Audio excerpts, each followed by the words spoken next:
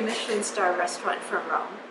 And I am a huge admirer of all that you do, because not only do you have a successful 3 Michelin star restaurant, but you have restaurants all over the city and also other countries. So how do you balance that? Okay, I'm since 23 years in Rome, running La Pergola in the world of Astoria. And then I have a company, the Beck and Maltese Consulting, together with my wife. And with this company, we are running up 10 restaurants. Now we opened the 11th one in 26th of May in Monte Carlo. And we are running with this company all the other restaurants. It's amazing. So you're training a lot of hospitality and chefs and staff.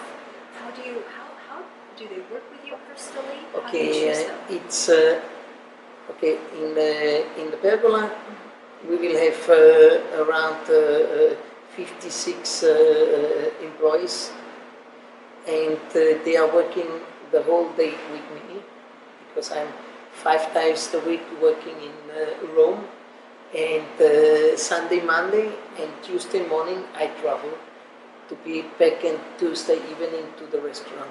Of course, sometimes I miss the restaurants, but very, very rarely in Rome. All the main positions in all the restaurants around the world who are run by my company are trained in Rome. And then we are moving the people by need from one restaurant to the other. It's a very beautiful operation, and in all this year that we are doing this, we have a lot of well-trained staff, and in every restaurant we are training precisely in order to maintain quality. I'm here now in Seoul for 3 days, and I was bringing with me one of my sous chefs, the Eros, who is since '96 working with me, and he will open now the restaurant in Monte Carlo. And then I brought a pastry chef, the head pastry chef of Social by Heinz Beck of Dubai, and he will make all the dessert work. So you see, for me, it's very easy to bring people if I have to perform out of Italy, because the fact that I have a lot of high qualified staff, I can, if in Rome, I cannot remove one, so I can take it from Dubai or from Portugal or from Tokyo, wherever, because all the staff is precisely trained. And that's wonderful. Now, I mean, I can also just imagine when you arrived in Rome as a German, was it challenging? I mean, I can imagine they're saying, how can you cook Italian food? How do you know Italian ingredients? Yeah, the most challenging was I didn't speak the language, and the whole stuff was Italian. So this was the most challenging. I was immediately learning the language because it was necessary to talk with them in Italian, and the language talking in my restaurant today is Italian, of course. Yes. So, I mean, how did you pick up? There's so many ingredients local to Italy, and you were from Germany, so 24 years ago, how? You know, I'm from Europe, and Italy makes part of Europe. I say always, you cannot choose where to be born, but you can choose where to live. And to cook today, it's a very personal thing. Of course, there are traditions, so you have to respect, and there are ingredients, seasons, what you have to respect. But then in the end, it's the sensibility what you have, and the passion that you have with making the difference between a good chef and famous, very good chef. And tell us a little bit about your wine list. I know that quite a lot of wine. Yeah, we have a wine list in Rome. We have more than 3,000 labels, 3,500 around in my wine list in Rome, and we have 60,000 bottles in the wine cellar. And the most funny thing is when I arrived in Rome 23 years ago, there was no wine list. So all the wines I was in the beginning all buying me. And then I was training a sommelier, who is now my head sommelier, Marco Retano, and he's a very great man. And now the last year he is running it. Of course, if you go to auctions or buying very special things, then he comes to me. We talk together, and we will decide together what to buy, what not to buy. And when we're going to auctions, then we make the stock, so we will decide before going to the auction till what level of price we are going. Because in the end we have to resell it, and to resell it you have to buy it in a proper way. Yes. And so what gave you the ambition to have such a huge wine list and one of the biggest in Italy?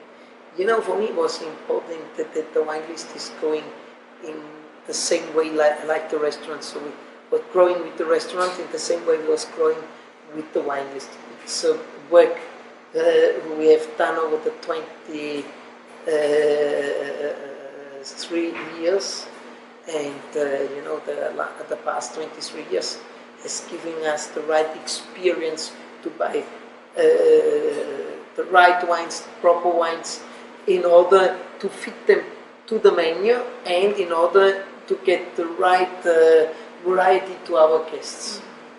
So I know that sourcing, just like the ingredients, is really important. So you mentioned you buy at auction. Do you also get it directly from the producers? We have very good contacts with producers, and the standing of our restaurants is helping a lot to get from the producer even old vintages, because a lot of them have old vintages in the cellar. They are not giving it to everybody, yes. But of course, being in our wine list with the right vintages is very important for the producers as well. And I know that you also have wines from outside of Italy. Yeah, we have we have 60% Italian, about 27-28% of French, and 13% rest of the world. Rest of the world means we will have Australia, America, we will have even some of South Africa, we will have all European countries, you know, Germany, we will have beautiful Rieslings, or Duera from Spain, or from Portugal, and we will have a lot of beautiful wines. We have even wines from Israel or from Lebanon. So it's a very international perspective and also an international list. So do you feel that your food is also globally influenced, like your wine list? You know, what means globally influenced? You know, Being in Korea. In Italy, food was always globally influenced, because you know, during the Roman Empire there was coming influences from the Arabic countries, or from the South European countries or North European countries, because it was such a large empire. And then with Marco Polo it was coming from overseas.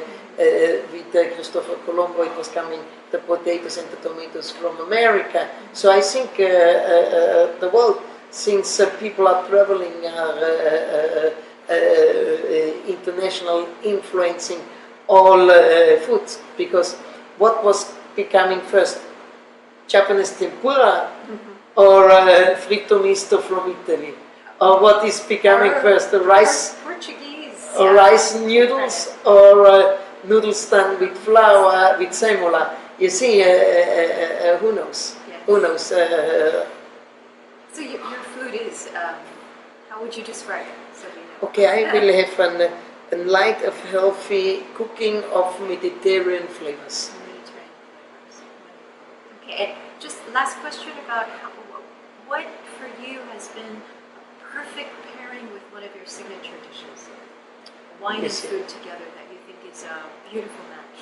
You see, it's always the dish, you know, and every dish can be paired with several wines. Important that you analyze the dish and you know about the wine.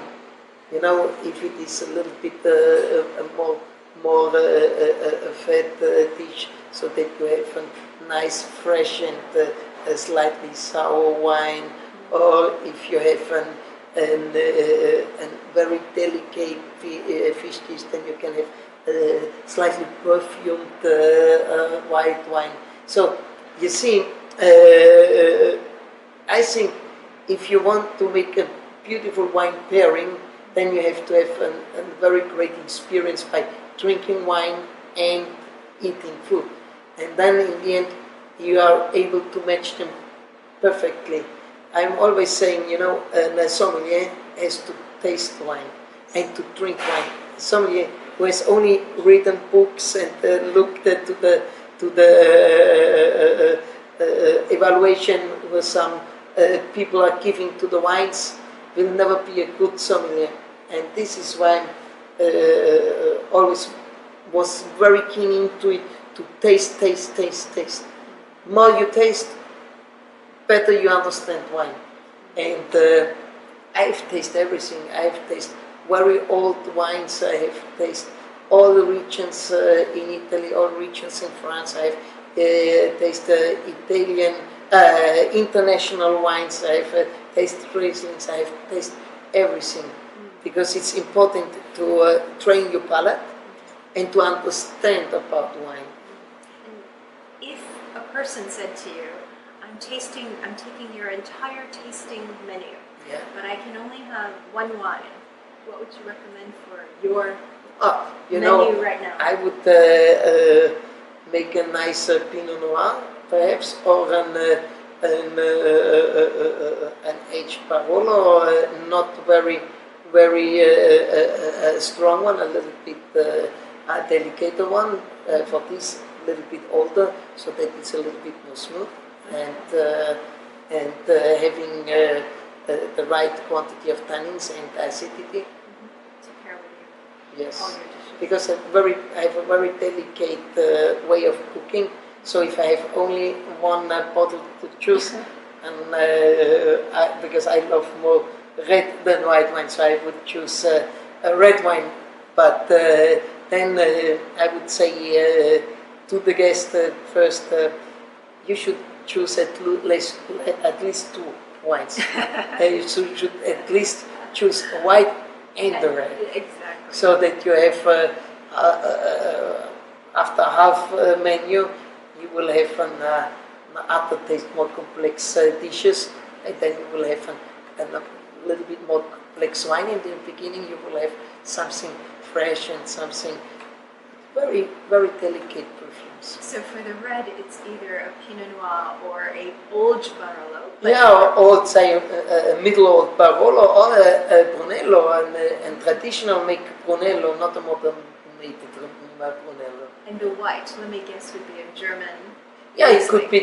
could be a Riesling, but it could be a nice Chardonnay as well. Yeah, a nice Chardonnay from Burgundy would be not so bad. Or you can have a beautiful wine from south of Italy, white wine from Campania.